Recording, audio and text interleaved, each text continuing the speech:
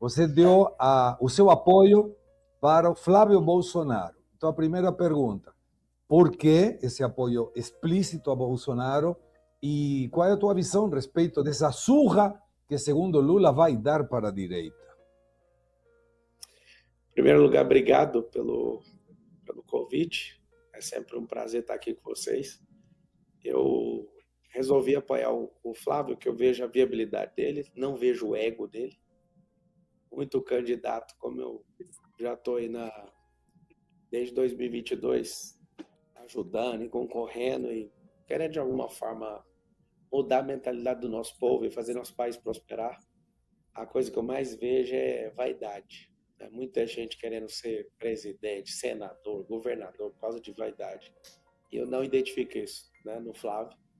O Flávio é um cara sangue bom, tenho amizade com ele desde 2022. Quando eu conheci ele, eu vi que ele era um cara que sustentava a palavra e não, como eu entendo um pouco de gente, de mentalidade, eu dificilmente achei alguém com perfil igual dele. Fiquei muito animado quando o Jair apontou para ele. Ele é um cara que não tem dificuldade com o diálogo, é inteligente, é nobre. E eu acredito que até essa indicação na minha cabeça, ninguém venceria o Lula. Até essa indicação. Quando eu vi o Flávio, ele esteve comigo em São Paulo.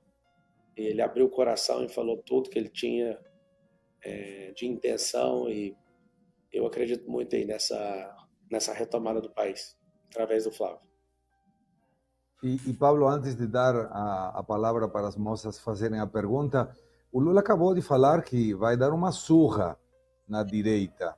E eu sei que teu estilo provocador, se você tivesse a Lula na tua frente agora, falaria o quê?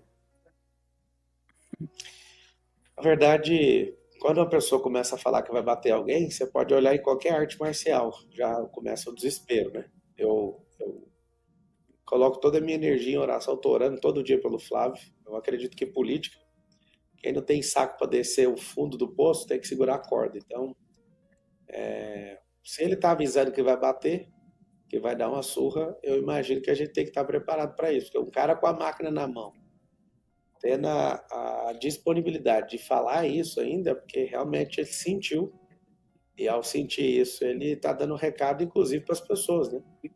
Essa política ela vai continuar violenta, ele tem deixado claro, não só a insegurança, mas eu acho que é o fim da linha dele. O Lula, de fato, é uma era, né? Mas um cara sangue bom, com o coração puro, igual do Flávio, que eu não vejo de verdade, tá? Pensa um pouco de gente, um pouco de mentalidade, um pouco de neurociência, um pouco de programação neurolinguística. Eu vejo o Flávio com uma facilidade muito grande para levar isso aí. Então, eu estou dedicando uma energia para que isso aconteça. Carol Esponsa, sua pergunta. Pablo, boa noite.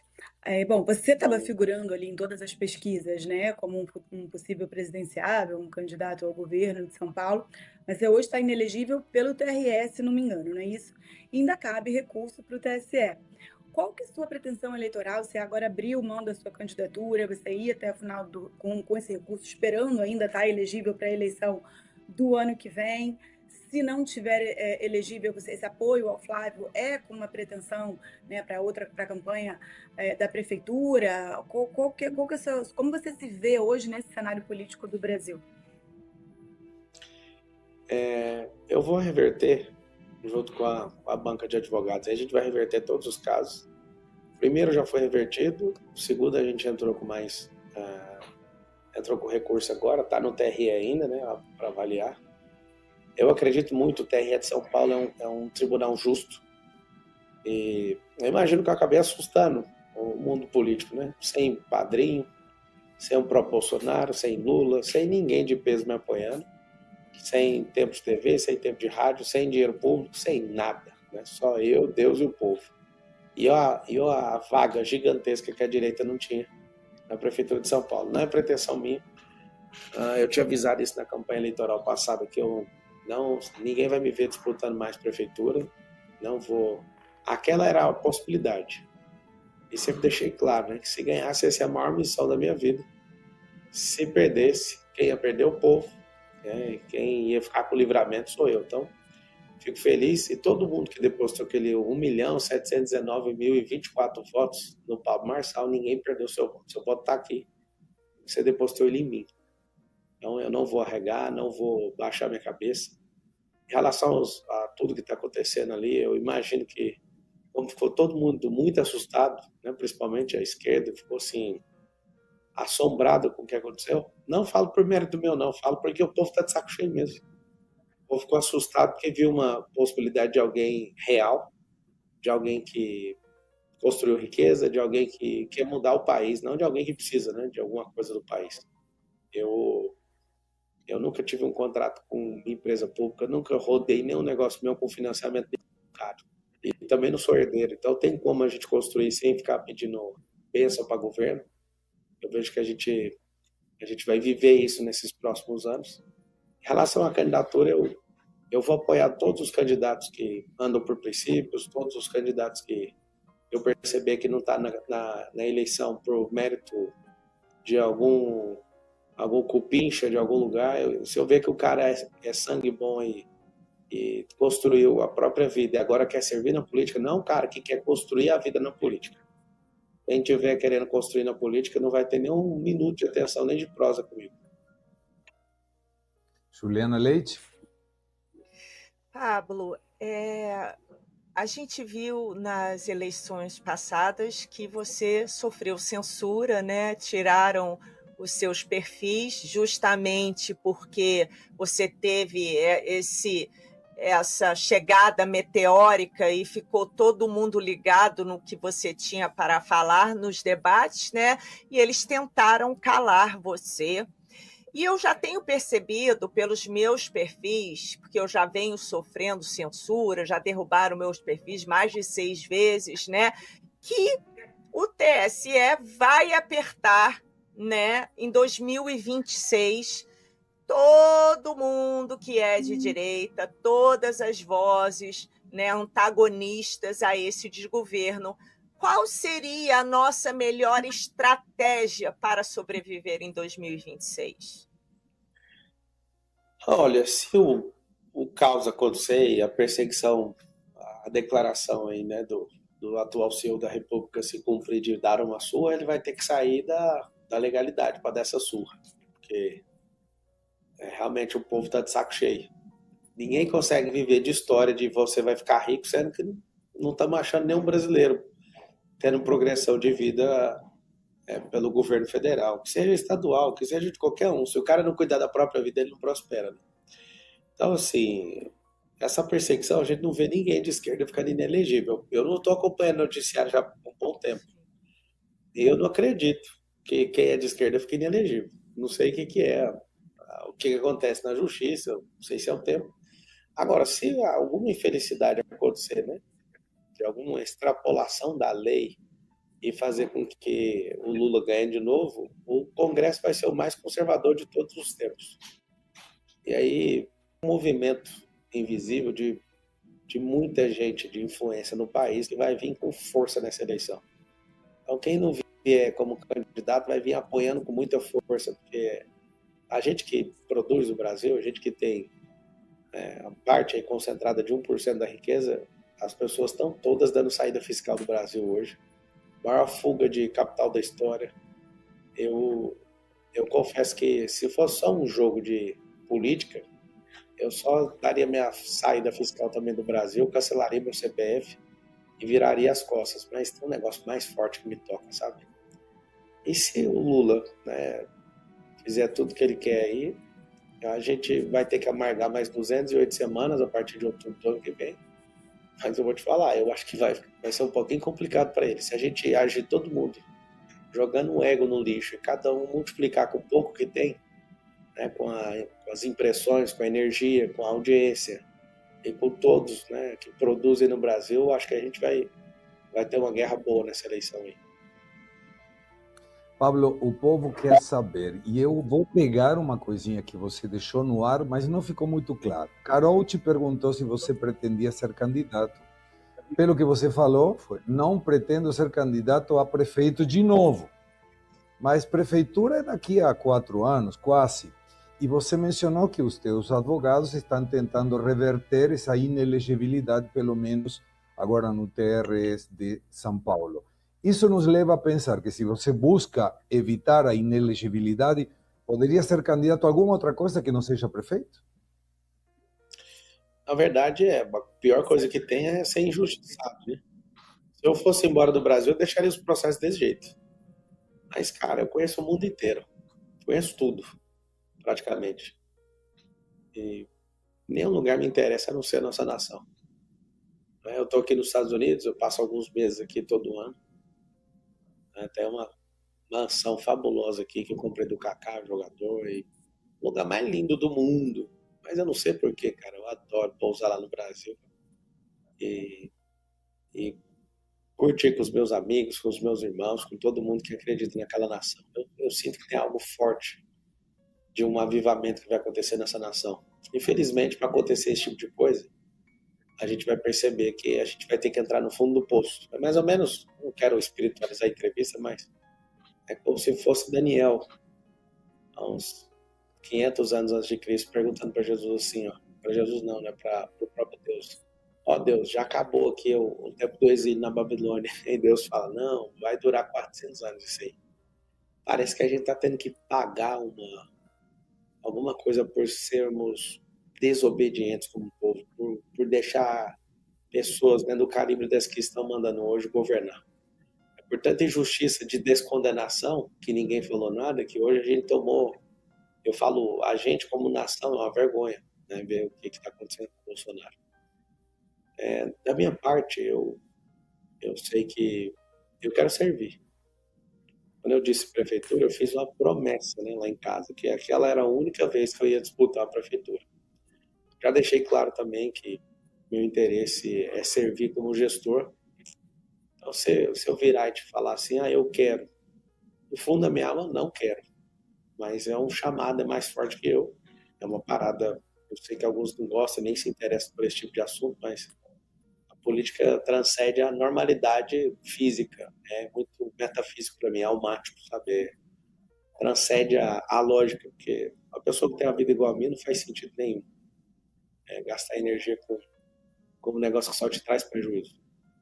Tomei muitos processos, aprendi muito, amadureci muito, mas não tem planos, zero planos de ingressar nessa próxima campanha aí, eleitoral. Eu acredito que o Bolsonaro, ele fala com toda sinceridade, eu acho que o crime que ele cometeu é sincericídio. Também. Ele é um, vou falar com carinho, de alguém que esteve próximo dele ali, na campanha e algumas vezes ali no Palácio. Ele não media para falar as palavras. Se você pegar corte, como eu acabei sendo muito impulsionado com corte, é uma maldade você pegar um corte daquela respiração que ele está fazendo, ele está criticando o Mandetta e está parecendo que ele está atacando as pessoas. Então, não tem maldade nenhuma. Quem é leigo já chega na mesma conclusão. A pessoa, para usar isso aí de maldade contra ele, a pessoa tem que estar de má fé, né? Agora, ele é aquele tiozão, mano. Aquele tiozão que bate na cabeça dele, ele fala. Acredito que ele aprendeu muito. Se ele tivesse de novo uma presidência do Bolsonaro, eu tenho convicção que ele seria muito mais nobre, muito mais calado, iria fazer mais perguntas. Eu lembro de falar isso para ele na campanha. Eu falava assim para ele, se você fizer mais perguntas do que afirmações, não tenho para o jornalista escrever. Então, se alguém te perguntar alguma coisa, faça mais perguntas, mesmo que seja reflexivo. Você não é obrigado a responder tudo. E às vezes ele quer responder pensando naquela pessoa lá no Ribeirinho, ele fala de forma simplória, né? Então foi uma infelicidade. O Brasil foi um dos países que mais teve celeridade, né, na questão da pandemia. Ele não foi omisso em nada, mas a guerra não é da realidade, a guerra é de narrativa. A esquerda domina a narrativa como ninguém. Juliana Leite, sua pergunta. Não, o Marcel tem toda a razão, né? Eu, inclusive, hoje falei mais cedo, né, no programa que eu apresento, que o Bolsonaro sofre de sincericídio, né?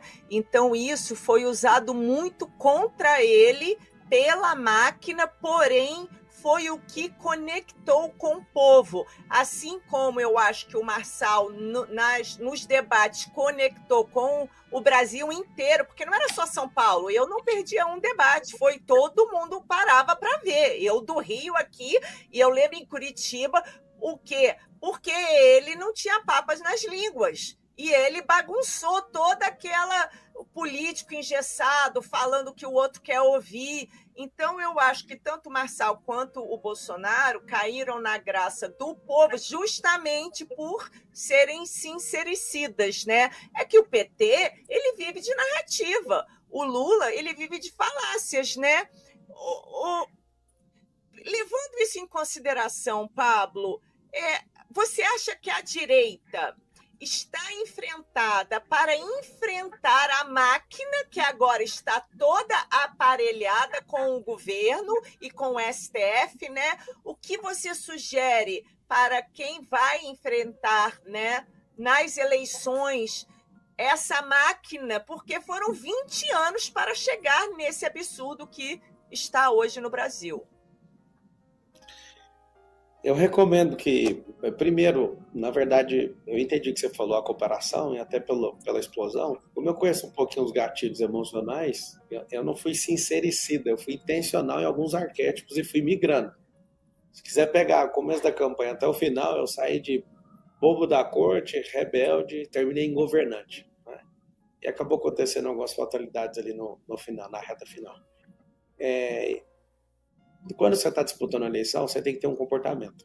Quando você vence uma eleição, você tem que mudar. Eu sei que isso é terrível, mas principalmente as pessoas que ajudaram na campanha não podem ser conselheiro de governo. Era uma das coisas que eu fui tratar com o Flávio. Falei, Flávio, acho que primeiro, o que foi que a gente errou para o Jair não ter sido reeleito? Que é algo inédito na história. Como é que alguém com a máquina na mão não é reeleito? Aí nós chegamos a várias conclusões, como eu ajudei. Na reta final ali da campanha, eu percebi onde estavam as falhas. Eu vi que ele tem clareza, né? Ele tem simplicidade, tem humildade para detectar os erros. Na verdade, ser intencional é diferente de ser sincericida. É óbvio, né, que quem está sem dinheiro, sem apoio dos ex-presidentes, sem apoio de ninguém, tinha que vir para a loucura. E a loucura foi armada mesmo. E na hora que você me vê numa próxima possibilidade, caso aconteça em 2030, 32, que seja 34, você vai ver um outro perfil. Por quê? Porque você já é conhecido. Então, se eu sou conhecido, para que eu vou ficar aloprando? Se todo mundo já sabe que sair num debate comigo vai dar prejuízo para 6 jornalistas da Rede Globo ao mesmo tempo, para que eles vão entrar nessa? Se eles já sabem que eu entro no Roda Viva e não a roda começa a chamar Roda de Fogo, a galera já sabe e vai respeitar. Era todo mundo fazendo graça, querendo responder algum contrato que eles têm aí com alguém que patrocina eles. Eu falo mesmo do jornalismo. Dá para notar a raiva das pessoas. Então, depois daquilo ali tudo, se a pessoa sóbria vier para o debate querendo fazer graça, é porque ela está querendo levar, né? Então, de todo o meu coração, eu acredito o seguinte: essa eleição vai levantar muita gente boa. Eu mesmo estou provocando pessoas que são extremamente poderosas, de influência, de não precisar de grana, de não... É porque, para mim, para salvar o país, não dá para ser uns caras que... É como se você colocasse raposa para cuidar de ovo.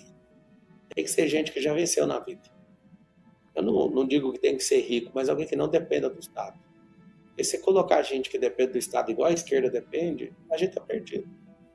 E, no fundo, ninguém sabe, né, se o país está indo bem ou não, até que falte comida em casa, gasolina no carro.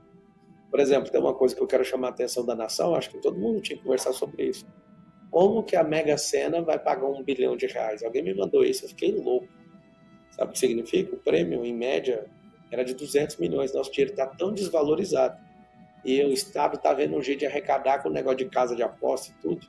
É a primeira vez na história que iremos ter um prêmio de Mega Sena de R$1 bilhão. Alguém falou, meu Deus, olha que coisa incrível. Não, isso é terrível. Um banco federal, tá certo que quem banca grande parte são os apostadores, mas só para você entender que o prêmio chegar nesse valor, houve uma desvalorização assustadora do dinheiro. Esse sistema Fiat de a gente não tem fidúcia em nada, a não ser na lei, no que o político atual fala, faz com que eu tenha um pavor do sistema financeiro no próximo ano. Então, esse negócio parece algo inofensivo, mas quando você olha 1 bilhão pela primeira vez, nosso dinheiro derreteu e ninguém viu. O seu poder de compra era 5 vezes maior há 1 década e meia, 2 décadas, e a gente passou o tempo, essa impressão desabestada, né, de dinheiro impresso. 98% do dinheiro do mundo é digital, e a gente está aumentando em 40% por ano a impressão de papel moeda. Alguém está imprimindo mais papel do que deveria. Essa desvalorização massiva do real é um absurdo. É terrível ter que pegar e alocar investimento em outros países, porque você vê que o seu país tem gente que não entende de economia para mexer com ele. Aí, é por isso que algumas pessoas que estão nos assistindo, ao invés de criticar, tinham que estar servindo pelo menos uma vez na política, uma única vez. Eu deixo um desafio aqui. Se você já venceu na vida, pelo menos uma vez só. Sirva na política até que a gente empurra esse povo tudo lá para a culpa, para onde eles quiserem subir.